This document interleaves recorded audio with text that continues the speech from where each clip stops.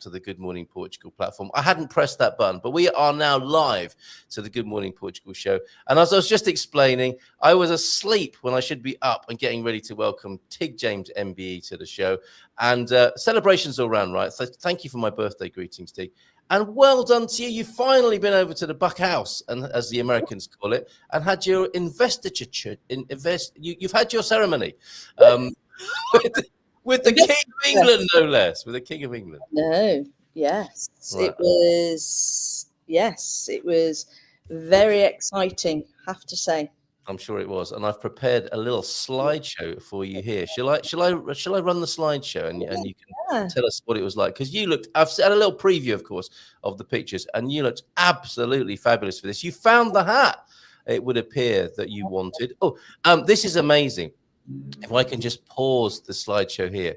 There were people in your company here, actually in your honor, to be fair, a Lord Chamberlain, not only the King of England, but the Lord Chamberlain, the Lord Steward, the Equerry in Waiting, and a comptroller. Wow. A comptroller, is that how you pronounce it? I assumed. I'd never even heard the word, except from flipping Thomas the Tank Engine. I hope you didn't make that reference to the Lieutenant Colonel. Sure, right. Okay. And the Secretary of Central Chancery of the Orders of Knighthood, Lieutenant Colonel Stephen Seagrave, was there as well. So that's amazing. These are the people who were honoring you, the team that were making it possible, Tig. And there you are, receiving your award there, your MBE. Absolutely brilliant photos. And what was that like in that big room? It was amazing. Can I just explain? The logo is still on the photos, guys, because we can see that. Did you not buy them, Tig? These are the proofs from, obviously the company that I still need to get them from yet. You know. Right. Yeah, so, they're very good. They're worth buying, aren't they? Oh, absolutely. And I can get the video of it too. Oh, superb. Okay, well, maybe we'll see that. So it was, I was there 4 hours. It was amazing. 4 hours for this, right? Amazing. Well, it should be, shouldn't it? It should be a special occasion. And it looks like you've got the curtsy nailed there. Did you practice that? I had to, because starters, I was on heels, and secondly, whether or not the dress would allow me to. Every dress I tried on, and some did not allow you to curtsy. Oh, yes. No, I found that. No, sorry to be a bit No, hold on. Let me explain myself here. Portuguese clothes are slightly smaller, aren't they, in design, I've found. So a medium varies around the world. And what I found is with certain undergarments, I didn't curtsy. I bent over recently. And the most unfortunate result occurred. So I feel your pain. So you had to find a dress in which you could curtsy, and a hat that could be pinned, of course, that wouldn't fall off when you were doing the same. It was. I couldn't get a hat in Portugal. Really? It was. So you had to pop over to UK. Well, I went over on the Saturday, and the investiture was 9:30 Tuesday morning. So the only chance I actually had of getting a hat was straight from the airport. Amazing. Sounds like a movie. Sounds like a movie. We went, and I said to the friends that I was with, is there a hat shop anywhere? And they went, there's one about 25 minutes away. We just went straight there, and she had got 4 or 5 hats in that colour. So it was fabulous. And that one was just the one that was the best. Yeah. But couldn't get one here. It was an absolute nightmare here. Absolute nightmare. Do you know what? I can imagine as well, the lady in the milliners. Is it a milliner? A hat shop? Yeah. Who said, going to the Buckingham Palace, are we? Because the nearest one to Buckingham Palace, they must have had other people popping in there to get a hat in a hurry. There was somebody there going to the Cheltenham races. Wow. But I walked in and I'd got the outfit with me, obviously, because I'd just got off the plane, and I wanted to see it on with the hat, and to match colours. So yeah, and it was, and of course they always ask you what you're doing and where you're going. You're going to a wedding. That was the common thing. Are you going to a wedding? Well, actually, no. I'm going to Buckingham Palace, actually. It was sort of, I'm got an MBE and I'm going off to the palace and of course they're just absolutely. And she asked for photos and I said, absolutely. Oh, brilliant. Brilliant. Well, it's a beautiful hat. Beautiful hat. Was it a situation where you saw it and okay, yeah, that's the one? Oh, it was just, yeah, because it's like I said, she got 4 or 5 in that color, but that one, just put it on, it's like, yes. Yep, it's perfect. You look fabulous. Let's roll the slideshow again. And there you are, reversing for. Is that incoming or exiting from the presence of the king there? It's exiting because I've got the medal on. Yes, of course. If I'd looked closer, I'd have known that. Yep, flanked by beefeaters and other. You're in a queue, presumably, you're with other expectant award. Yes, there was other people there, and it was interesting because we were in the room next door. In the room is called the Picture Gallery, and because we were there for such, we weren't rushed. It was fabulous. So you could take everything in. You could look around. They showed you what they went through it very carefully, what you needed to do. It was absolutely fabulous. But I mean, the thing was, the thing that was going to worry me the most was the curtsy. I have to say, it was really a big moment. Yeah, because of having to on heels. I hope you don't know what I'm talking about. If I do actually. Yeah, I do. Yeah. Don't wish to know. But it's. It actually curtsying and wobbling. I didn't want to wobble anyway. And then of course my worst fear came true. Then the guy's telling me what I need to do and then he doesn't tell me I've got to curtsy once, but I've got to do it twice. I'm like, wow, pressure on. It looked like you managed it perfecly well. Yes, and presumably there were paramedics standing by just in case of a. Yeah, you joked. There were paramedics. I can imagine people get like, breathless and very nervous and all sorts of things could possibly happen. For them to have paramedics there, yeah, I think they must have had incidents, but there were 3. There were 3 paramedics there. Yeah. Very good, very good. So, but you aced it by the look of it there, and there you are. That's the great shot, isn't it, of you with your award, which must feel in the hand like an incredible piece of sort of British tradition and heritage and admiration and recognition. It was to be honest, I was talking to my friends about it that I was with and whatever. I said, I don't think it's actually sunk in. I still don't think it's sunk in. Oh yeah, I can completely understand that. It's kind of fairy tale stuff, isn't it? You grow up seeing the royal family and the monarchy and then suddenly you've got an inroad into it. You're part of it for 4 hours.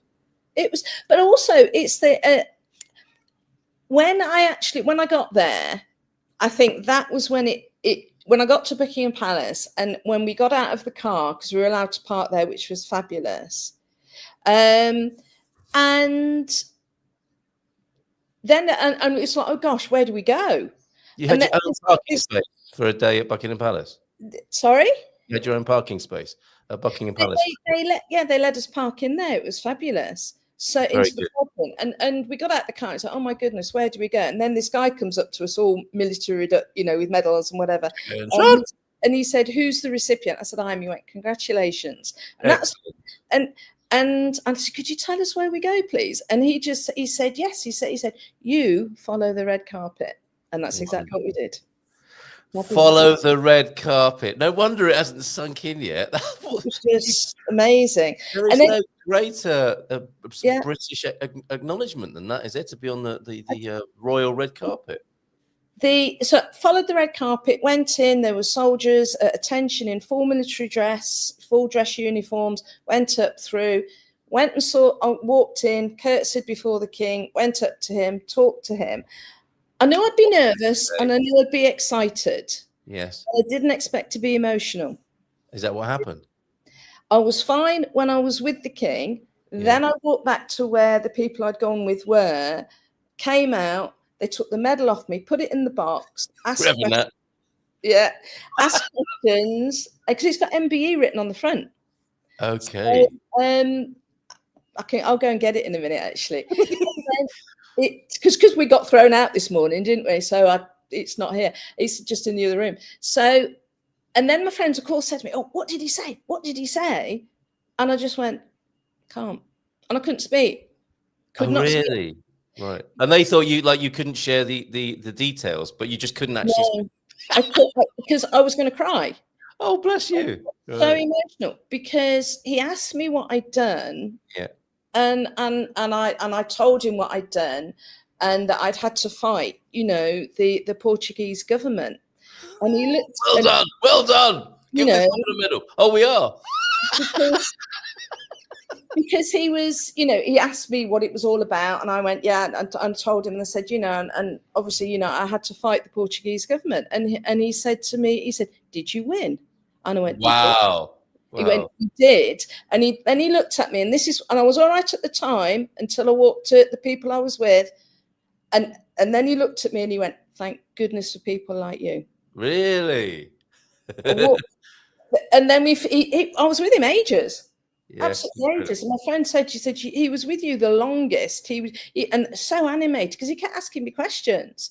So shook a hand, walked backwards because you can't turn your back on the sovereign, curtsied, went to my friends, then couldn't speak for 15 minutes.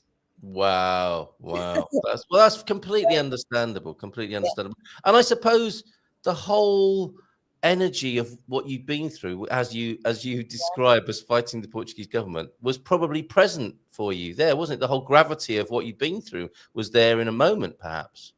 I think that was what it was that the last 9 years. And I mean, lots of people have no idea. And I mean, some people have said, oh, what's she got an MBE for? All she does is run a Facebook group. It's like, well, we all stand a chance then. Right? And it's and friends have said, there's some people out there who have no idea what you've done, no idea at all. And it was the fact that how horrendous it's been. It's been horrendous times. Yes, of course. Dreadful times. And that came up for you. It just all the emotions of the past 9 years, and then the fact that you've actually got the king saying, "Thank goodness for people like you." That is lovely. Yeah. Well, he's just copying the rest of us. And on this occasion, let me reiterate our thanks and for all the support you've given people who found themselves in a tricky situation in relation to the Portuguese government's process around post-Brexit and other things about which we might talk briefly today, because it's not over, is it, Tig?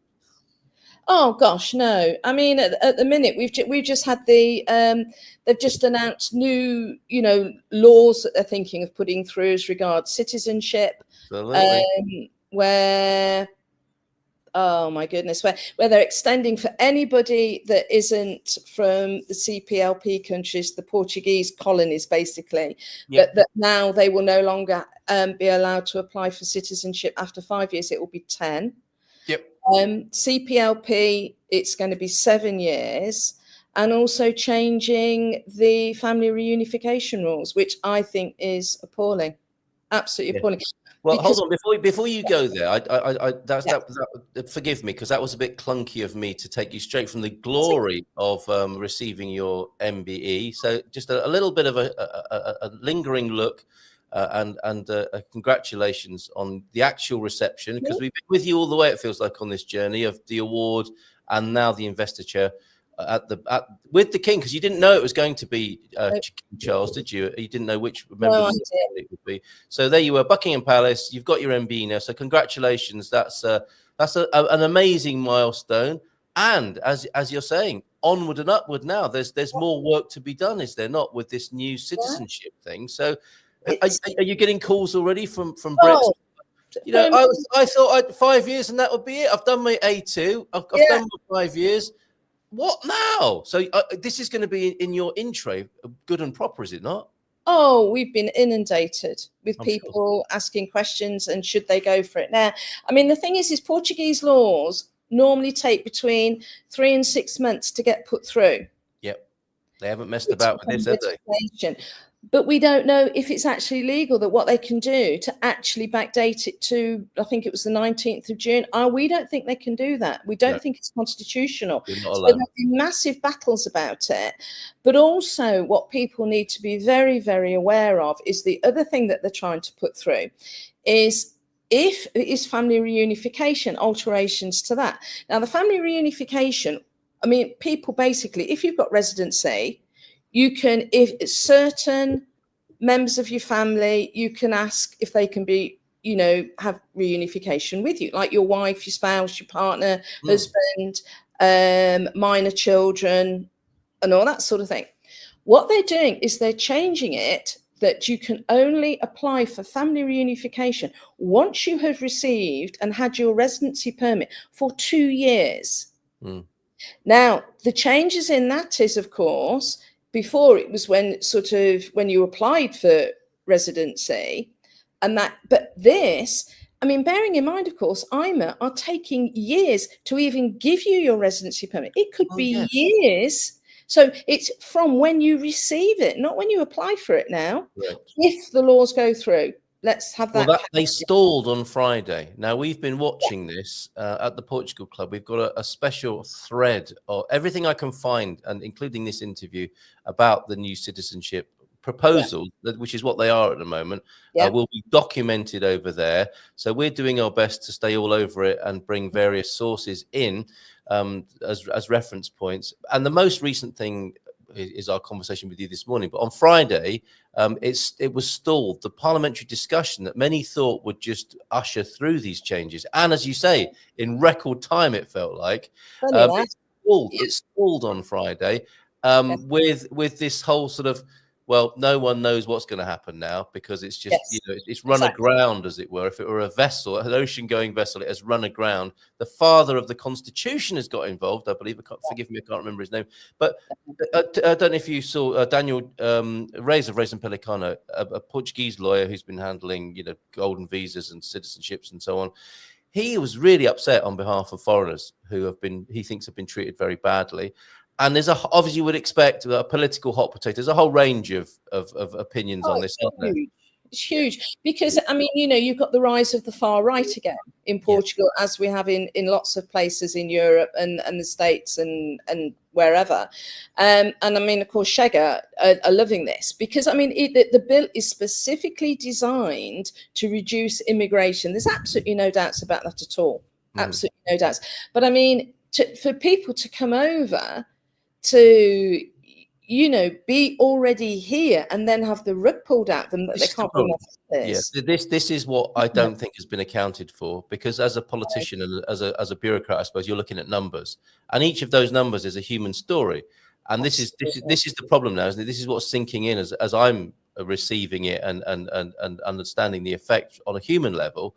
Is people came with a very different invitation, didn't they? The atmosphere was very different 5, 4, 3, even 3 and 2 years ago, and now it's like, well, no, you've got to do this, this, and this. Sorry, it's all all those things that you were attracted by are now being withdrawn. Tough, and for understandably, people who are peeved with their own government, they're saying to the foreigners, aren't they? Well, sorry, it's the law's the law, and there's a real lack of compassion in this situation, I think, developing. But that was the whole thing with Brexit as well, though, wasn't it? And the whole thing with CEF, with IMA, as it stands at the moment. It's this absolute lack of compassion as to the consequences or lack of from IMA and CEF, because people have been left in dreadful situations. Yes. Dreadful. And it is down to one thing simply: understaffing. They haven't got the staff at IMA. They can't get through the workload. And bearing in mind, foreigners are paying for this service, and they're not, and they are being left where they can't get healthcare, they can't get anything, they can't get a job, they can't get housing because IMA. And then IMA, sort of like the renewal of your residency permits. The date has just been, extended, isn't it, to the 15th of October? Yes. Fine for we'll just extend everybody the 15th of October. People have got expired permits from 2020. Yes. 2020. That no institution will take. Well, this is it. This is on a personal level. This is it's absolutely disgraceful. And that's what you've always responded to, I think, is with all the work you've been doing and for which you've got your MBE. And sadly, this, like, if you don't like it, you don't have to be here kind of attitude is really unfortunate and unfair at the moment.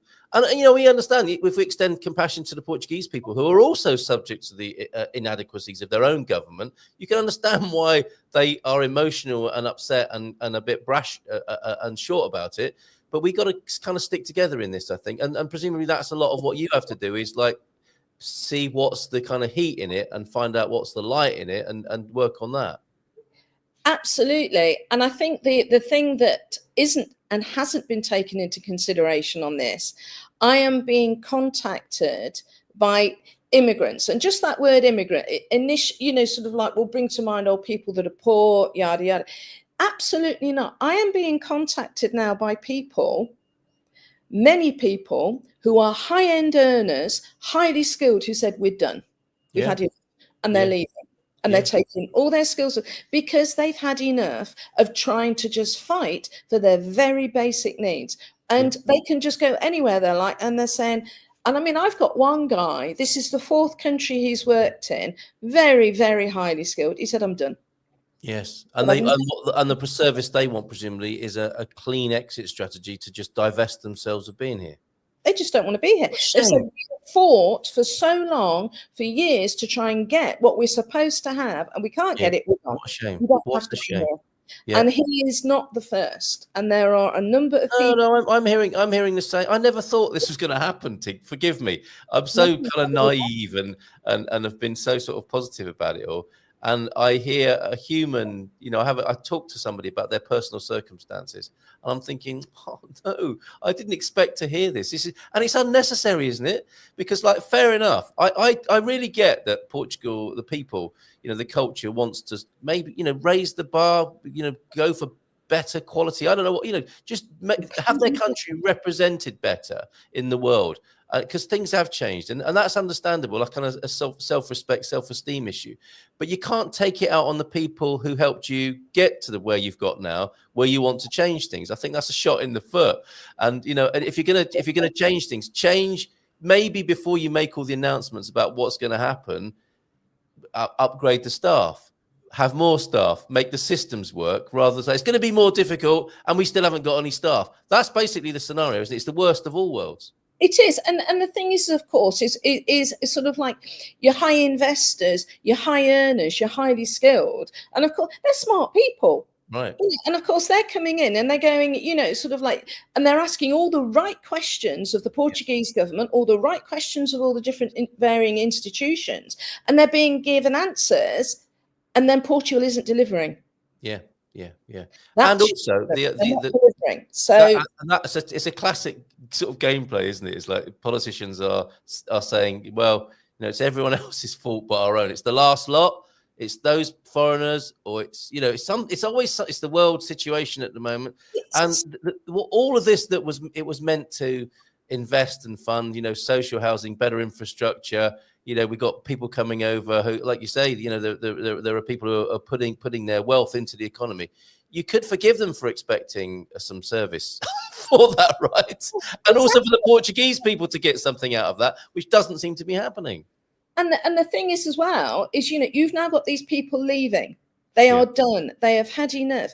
Can you imagine how many members of staff at IMA just one person would have funded?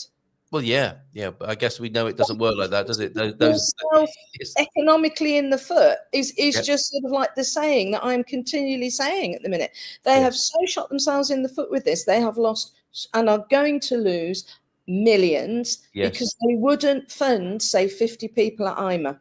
Yeah.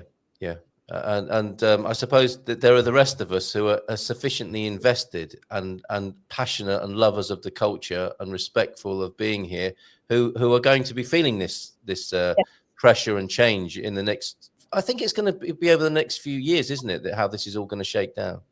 I mean, the thing is I'm not going to be very popular when I say this. You're used to that, Tig. From time to time, you do say you've got used to this, right? That's why you've got an MBE, I think. Yeah, it is. I do think it's too easy in Portugal. Portugal is one of the easiest places. No, that's what I'm saying. That it's right that it should be changed, but not like this. But not retrospectively. Yes, correct. Yeah, absolutely.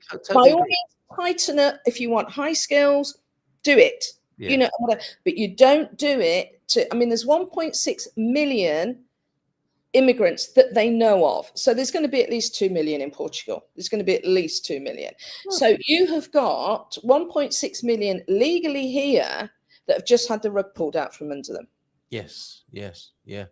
It's an incredible situation, Tig, and I suspect it's going to be just when you thought things were getting a little bit easier after the post-Brexit situation. Time. Every time. You're gonna have to get some more intros. That's my advice, if I may. I mean, it depends, you know. I mean, you're talking about that guy in the government that was really, really annoyed about it. I mean, yeah. Let's see. Daniel's a lawyer. He's from Raison Pelicano. He's doing a webinar on Thursday, actually, for at Expats Portugal webinar on Thursday, where he's going to go through it in a sort of lawyerly way. So we'll be keeping the heat and the emotion out, and he'll be updating us on exactly where people stand, as much as he knows. And because we do have this kind of axe hanging at the moment, don't we? Everyone thought it was coming down on Friday, but actually somebody moved the block, and it fell on. To mix my metaphors, it's not fallen on fertile ground. It's fallen. It's just gone. It's just flown off in a weird direction, and nobody knows what's happening for the time being until the constitutional types get their heads together and consider this. You see, the problem is, and it was like I was explaining to, because somebody was saying to me, why don't you go to the press? Why don't you go? And I said, because the biggest problem with that is at the minute, the ill feeling towards immigrants. Yes, well, that's a measured response. Yeah, it has to be human interest. Are the press going to be interested? But from, like you say, the reaction from the lawyer, from other people, that it's actually been stopped, it does make you wonder, actually, maybe it's just the far right are shouting the loudest, and there's a few of them. And often the people that shout the loudest get heard, whereas the majority... You know, we do see this, and it's good for sort of media business, and it fuels mass media and social media. My I don't know, suggestion or an inkling I have is that the immigrants, the people who are wanting to continue to enjoy their lives in Portugal, will need to organise themselves and get together to put pressure. I mean, you've been used as a kind of funnel for that, haven't you? People have come en masse to you, and you've represented, and that's why you got the MBE, of course, and you've been that sort of delivery point and funnel into the British and Portuguese governments. I think we need more of that. We've got to, we do need representation, but before you get representation, you need to organize, don't you? This sounds like, sort of trade union sort of stuff, but it's absolutely right that the foreigners organize themselves rather than randomly just complain to the press or on social media, which will only add petrol to the flames at the moment. You're quite right with that. It just depends how basically the country is, how it's feeling and how it's sitting. I mean, we all know this from Nigel Farage, in the UK and whatever. It just totally does depend on what the current views are as to how far it can go. But I mean, if Portugal are taking on a big battle here in lots of respects, because I've taken it to the EU Commission. You have? Right. What exactly have you taken to the EU Commission? Basically, because one of the great things is because I'm still involved with Brexit as such, and every so often you have something called the Specialised Committee at the EU Commission, and that deals with all the issues that UK nationals have in Portugal and the other EU countries. Well, of course, I'm highlighting everything about IMA, all the issues, and of course, every single nationality are having them. So, of course, so that's another form of collecting, organising, and representation, isn't it? Which we mustn't miss. Absolutely. So that's still ongoing. That was just a couple of weeks ago. And this new citizenship is another kind of part of that, then, isn't it? It's more evidence of the letdown. Yeah. I want to reiterate a point that Andy's making here. This is so true, and I think it's so important for us to remember this. It's not the Portuguese or Portugal, it's the government. I think it's really important to reiterate that. I don't feel unwelcome. I hope not to. And that comes from the Portuguese people and the culture. They know what it's like to be foreigners in other countries, and they're as peed off with the government as I think many of us are now. What's your view on that, T?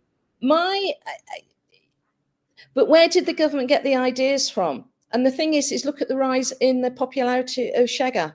Yeah, understood. People vote for them, and so I think you're going to have to accept it's a mixture of both, because otherwise Chega wouldn't have been so popular in the recent elections. Yeah, and I think it's a minority. That said, we would be naive, wouldn't we, to think that we live in a country where everyone's like a far right sort of racist. And Oh, we yes, also oh gosh, no. I'm not saying yeah, that. I'm just yeah, saying that we have to accept that there's been a degree and a rise in the far right that has yeah. promoted these actions by the government. And I also think there's an unrest that finds expression through that. And this is part of this whole Exactly. set piece, isn't it? Exactly. Across Europe, in the UK, Yes. it's like people with genuine concerns are being rolled up into this sort of far right and far left, extremist rhetoric tends to have sane and sort of normal people's concerns. It gets turned into fuel for that extremist fire. We have to be really careful about that. We have to be so careful Exactly. about that. And that's why I wanted to make that defense, if you like. By far and wide, Portuguese people who I meet and mix with and encounter, of course there are some who say, if you don't like it, go home, and they're entitled to do that. We've come to a democracy, haven't we? They of course they and it's great that you can probably have a conversation with some of those people as well and find some sort of understanding at the cafe. We still live in a culture of that kind, thankfully, which seems to be lost in some of the countries we've come from. Yeah. Yes, there are some people who don't want us here. We'd be naive to think so and blame us for the problems of the country. But by and large, I think we have to be so careful that what are genuine concerns about people's countries and infrastructure and their lives don't get used as fuel for these extreme narratives that go on. And that's the problem, isn't it? And it does so, doesn't it? Yeah, for sure. Yeah. Absolutely. Right, Senora Lim is here. Portugal is part of a democracy failure which has become non-representative. There's that as well. Thank you. And it's the failure of the left that has given rise to the far right. Well, we're going into a particular kind of territory here. Tig, I don't mind having these conversations. However, I don't think this is the right place for it, where we are celebrating your MBE and getting your update for the post-Brexit Brit update for July of 25. The big news citizenship. Yeah, I know we're very much live, but would you like me to go and get the MBE as we missed it earlier? Of course I would. Of course I would. I just want to let everybody know. While you're doing that, I've seen a moment. Okay, so Tig's gone to get her MBE. And while she's doing that, here's a very interesting comment from Peda. Good morning to you, Peda. Practice, practice, practice. Now, this is about learning Welsh. Ian, or Ian, I think he might be called, and Peda. And they have been speaking Welsh in the comments. Bore da, Peda. Bore da, Ian. They've been talking to each other in Welsh. And of course, this is Good Morning Portugal, not Good Morning Wales, although we could discuss a franchise for you, Peda. It's my 60th birthday. There are people who say silly things like, I'm too old to learn Portuguese. Well, join me on my 60th birthday as I prove I'm not too old to learn Portuguese. I'm well up for it. And on my birthday, I'm launching that very idea. And we have when we finished chatting with Tig here, I'll take you over to the classroom where Maria is ready to teach us on a 30-day European Portuguese challenge. A few of us have already gathered together to do that, and that's what we will be launching today. So really looking forward to that, working with Maria and with some other Gumpers as we have fun learning Portuguese and dispense with this nonsense that we might be too old to do so. It's one of the most important things, I think, here is to learn some conversational Portuguese. Never mind about the A2. If you want to do that, fine. If you want to get your citizenship in 20 years' time or whatever it's going to take by the time you get there, the most important thing, I think, is to learn some conversational Portuguese, maybe especially so at the moment, and bond with the locals in your community by sharing some conversational Portuguese. Right, back to Tig then. And this MBE, here we go. We're going to get ready for... No, I think, no, not yet, because I need the drum roll. I need the drum roll for this, obviously. Okay. I was going to show you some of the stuff first, but heck, we'll go for okay, show me some other stuff. Hold the big reveal of the MBE. So what you got? Investiture at Buckingham Palace. Very good. And what you said about the king was actually the inside page there. Oh, I see. Yes. And then you have the orders of service. The orders of service. Very good. Yes. Names and whatever. So my name's in there. Who else was in your cohort, Tig? Actually, Sadiq Khan. Yes, another controversial figure, not unlike yourself. Yeah. They were meant to be. Just Good ended up company. that way. Yes, yes. Emily Thornberry. Right. An MP, a Labour MP, isn't she? Yes. Yes. I mean, MPs getting honours. Aren't they doing their job? Oh, we're never far away from the controversy. I agree. You know, Yes. would everybody should be getting an honour then, shouldn't they? You're just doing the job. All right. What do I know? Anyway, yeah. So there's that. There was Jacqueline Wilson, the children's author. Oh, excellent. That's one. That's a good one. That is a great Yes. one, isn't it? Yeah, Emily Yes. Thornbury is a Labour politician. Jacqueline Wilson, fantastic. Diary of she wasn't the Adrian Mole woman. She came after, didn't she, with the with some great characters. Educated Marmalade, maybe? I can't remember, but Jacqueline Wilson, a great children's author. She did Well deserved. stuff. Well deserved, yeah. Absolutely. That you see that, and there was another woman there whose name I can't remember, which is terrible. Was it Caroline? It's in the book. It's in the book somewhere, yeah. And she did the rock choir, the biggest choir in the world. Oh yes, we know her. If not her name, yep, absolutely. Yes. Yeah. So that was her. There was just all people from all sorts of different things that they'd done. It was there was quite a few that just happened to be in the Buckingham Palace staff. Oh, okay, all right, yeah. And again, okay, wheels rolling. Tracy Beaker was the star that Jacqueline Wilson gave birth to, literally or literarily. Yes. Okay. Well, that's superb. Okay, I have got the drum roll ready now. Are you ready? Yes, absolutely. Oh my word!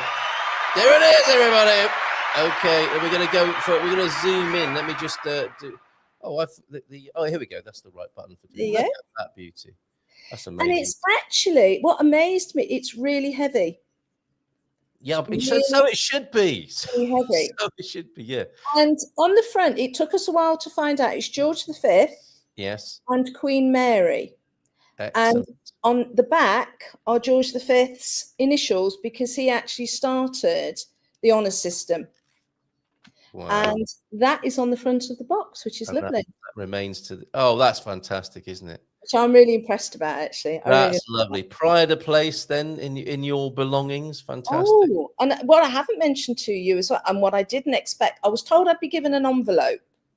I wasn't. I ended up being given a scroll, which was I'd go for that. I'd be happy with the scroll. And it was in a tube. So and it was only when we went from the palace, and because of course you're having all photographs and everything taken outside as well, and then we eventually leave, and we then went to the pub on the Thames. There you go, in all our glory. Quite right too. Those hats had been bought. They were staying on all day. Yes, indeed. That's what was said. Anyway, that sounds such a traditional sort of climax to proceedings. A drink on the. What did you drink? Do you have a gin and tonic? I had a glass of white wine. I was absolutely only 27 quid in London. Fantastic. I can't even remember now. But we sat there, and it was this beautiful pub in Maidenhead on the river, on the side. It was absolutely beautiful big windows. And of course, we go in, sit and I go, oh. And I'd got this. There was no way I was leaving any of the stuff in the car. Obviously, the MBE and the whatever was in this tube. I took all those in, and there was a couple sort of sat to the right of us, and this young lad, he was about 22, and he was cleaning the table next to us, and he went, "Oh, you've been to a wedding?" Oh yeah. And we looked, and I looked at my friend. Oh, well, now what do we say? And I just went, "No." I said, "We've actually just come back from Buckingham Palace. I just got an MBA." He went, "Oh, another glass of wine, waiter." Really? And anyway, it was, but just before that, actually, another girl had come up to us, one of the serving staff, and she comes up to, and she'd seen us go, oof, when we sat down, and she said, "Would you like a drink?" That's perfect, isn't it? Yeah, get them heels off. Yeah. So anyway, but this young lad, and of course, and this box was here, right next to me, and he went, "Is that it?" And I went, "Yeah." I said, "Would you like to have a look?" Went, "Oh, I've never seen one." "Yes, please." So I took it out, because you can touch it, it's fine, and I really don't mind. It's but that's a great attitude. It's there to be observed and seen, isn't it? And experienced. Fantastic. So he had a look. And he was just like, and then this couple that was sort of like diagonally to the right went, really sorry, we overheard. Sorry, but congratulations. Oh, fantastic. Selfie. I'd have got a picture with you. If I didn't know you, I'd have definitely got a picture with you. Yeah. So then they had a look at it and we're having photos of the MBE with them. So then put it back in the box and whatever. Then I opened the scroll. Then I opened the tube. Had no idea what was in it. I've got another sound effect for that. And it was actually a scroll with my name written on it, saying I'm now part of a member of the Order of the British Empire, with my full name on it twice, and it's actually signed in ink by Charles. Right. Now, if that doesn't get you to the front of the Intermarché queue in Lagos, I don't know what will. So what can you do with it? How can you get about it? I mean, people have said, oh, you need to get your medal framed and put it with the scroll. I said, no. The scroll is at the framers. Absolutely, because then it's protected as well. But this, of course, I can wear. Any civic events? So, wow, that was the thing, you see. When I came out and they took the medal off me, the guy said to me, he said, have you got any questions? I went, yeah. I said, we've looked on, go, where the flipping heck can I wear it? And he said, and he laughed and he said, at any event where the dress code is medals and Remembrance Day, which is what I thought. The dress code for the Good Morning Portugal show is medals. So next time. I've just declared it so. But what was fabulous was, of course, I was at the investiture on the Tuesday, flew back on the Saturday, and the following Wednesday, I'd been asked to the ambassador's party for the King's birthday, and the dress code was medals. Brilliant. Excellent. Well, I'm so glad. I'm so glad. Thank you very much. Look, Andeno, fantastic, Tig. That's really, really wonderful. And I can only apologize for this language that's coming in as well. Look at this. Unbelievable, Pedro. What are you like? I don't know. It's actually something good, I think. So there you go. Absolutely wonderful. Okay, and Pete's here. The MBE stands for My Bloody Efforts, OBE Others Bloody Efforts. And okay, well done on the MBE, Tig. Fantastic. And yes, I guess you've got to get yourself ready for the next incoming project helping foreigners in Portugal, right? It's an absolute it's going to be quite something, I think, these next few months and years. But you've been in training. We can see it as training, can't you? That got you that. Yeah, it all helps. Everything helps. Yeah, absolutely. So have a great day, and I will see you again next month for your post-Brexit Brit update for August, which of course is helpful to foreigners of all kinds who are coming here to enjoy their life in Portugal, which, fingers crossed, remains a great place to be. I certainly experience it as such, and I'm going out to have a great day today myself in this wonderful Portuguese culture. Don't let the government get us down. Cheers, Tig. Oh, no, hold on, that's a king on the phone. He'll have to wait. Big round of applause for you. Cheers. Thanks, Tig. Ciao, ciao. Right. Oh, there you go. Tig there. Absolutely superb this morning. And Carl's birthday, Tig's accomplishments. What a great day. An excuse for a community to get together live and celebrate. Nearly didn't happen. I was asleep at 8:50 this morning and discovered that I'd missed both my guests, Tig and Christopher. So, Christopher, we've managed to speak to Tig James at MBE, I should add. Let's go now to the wonderful property that Christopher Kirby-Higgs was going to share with us this morning. Now, he was going to show us this beautiful. Well, first of all, he was going to introduce himself. We need to know who the legend in real estate, especially around Cascais and Estoril, is. Who is Christopher Kirby-Higgs? Some of you know him. Some of you have met him. I think he's been on the show once or twice before, but now he's in a residency, and he's actually my boss, if you like, at the agency. And that's what was so scary this morning when I realized it was 8:55, having blown out both Tig at 8:40 and Christopher at 8:20. The least I can do is share with you this beautiful property that he was going to talk about, as well as introducing himself this morning. We'll do that another time. We will bring Christopher on, and he'll be here in a monthly residency. I suspect he'll join Carl Hyde from time to time, because we're the A-team at the agency. This is a beautiful property, and if anybody wants to buy this for my birthday, they can. It's only just under 4 million euros in Estoril. Very nice neighborhood, of course, of just outside Lisboa, and it's a great place to live if you want to get into the capital and enjoy yourself in the capital. It's a great place to live in Cascais do Estoril. Let's have a look at this video, shall we? And let's see what. Let's talk our way through it here and imagine ourselves maybe having a party later today at this fabulous residence that Christopher was going to share with us. I think we need a little bit of the music. There we go.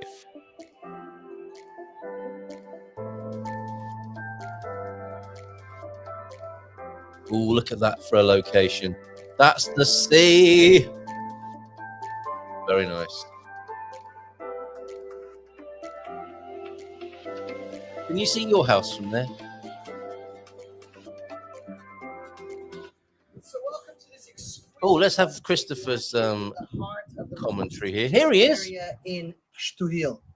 Talking about a 4-bedroom property, 1,850 square meters of beautiful garden, 425 square meters of a very, very well-kept house with limestone floors, wooden floors. It's a very, very special place in really one of the most beautiful areas of Estoril. You're 5 minutes walk from the beach. It's spectacular. Come and have a look.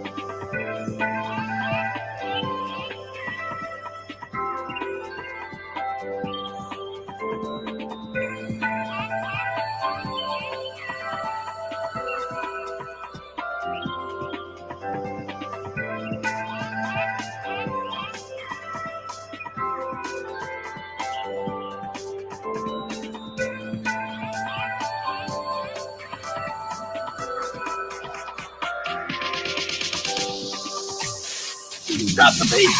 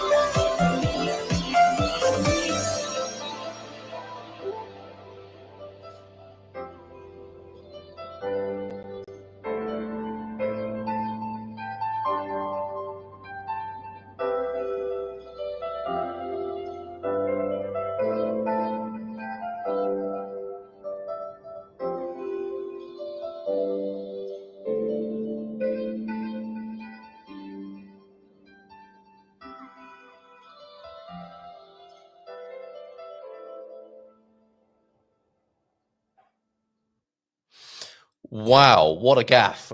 Yes, absolutely right, Andero. Who lives in a house like this? Could be you. Superb, excellent work there, Christopher. He's a natural, isn't he? Brilliant in front of the camera. What a gaff. It would make my day, actually, if you go and buy that. I mean, yeah, obviously great. If you go whip round and buy that for me, that'd be great on my birthday, on this significant birthday. It'd be wonderful. Make my day, actually, if you just get in touch with Chris, if you're a buyer, and say, yes, I saw it on the Good Morning Portugal show. Thank you very much for being here. Just one final thing this morning before I go off and enjoy my birthday. Yes, Andelo, didn't your kids come in jumping on your bed first thing singing happy birthday and Mrs. M with your breakfast to bed? I ruined that. I think that's what was happening as I lay slumbering, dreaming about a real estate deal with Carl Hyde in my slumbers this morning. Then I woke up 8:55 and realized that I'd let me guest down. I think I've put that right with Tig now. We'll see her again next month. She'll have a big workload between now and then, that's for sure. And I've showcased the wonderful home that Christopher was going to talk about. We'll get to meet him and introduce him to you, you to him as well in due course. We'll make that happen. Before I go, one more thing. As you can see, scrolling below, what I'd love to do to celebrate my birthday this year is invite you to join me in a conversational Portuguese course. We can have some fun with this. Pedro, I think, already has done the course. What did you think of it, Pedro? Do you want to re-enroll? I think you can do it as many times as you like. Let's join the 30-day Portuguese challenge together. 30-day European Portuguese challenge. Let me bring it on the screen. If you go to theportugalclub.com or gmpvip.com, which is a few less keystrokes to make, you will see in our classroom the 30-day challenge for European Portuguese. It's not one of my courses. It's a course that's been put together by Maria, and you'll see Vitor Costa in there as well. Let me just give you a little bit of a preview of it. And this is what we're going to be doing starting today, the 7th of July, 2025. For the next month or so, we're going to be hanging out. We're getting the help of Maria in this 30-day European Portuguese challenge. And she's setting up a little WhatsApp group as well so that you can ask her questions and we can have a weekly get together with a conversational, informal conversational class. The whole point of this is not A2, where a lot of people don't end up speaking Portuguese. I mean, obviously you need it for certain reasons which have become quite controversial, as to be said, in the last week or so. But this to me is the most important thing when you come to Portugal, is learn some conversational Portuguese. Be able to get by in the cafe, in the restaurant, in the government office, in the pharmacy, at the hardware shop, as Ben was saying the other day, so that you come out with batteries and not a bag of penises. It can happen. It did happen. To Chinese Terry, that notable time, a clip of which has been made from last Friday's conversation with Ben. Great. Yes, okay, Peter, see you there maybe. Would love to have you on the course.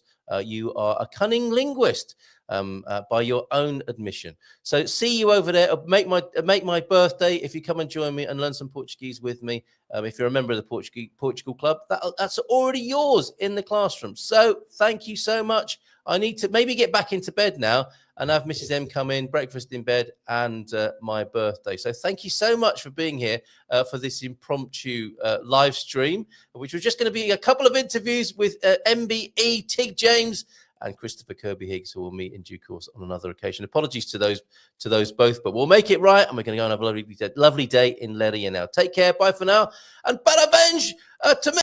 In Portugal, there's a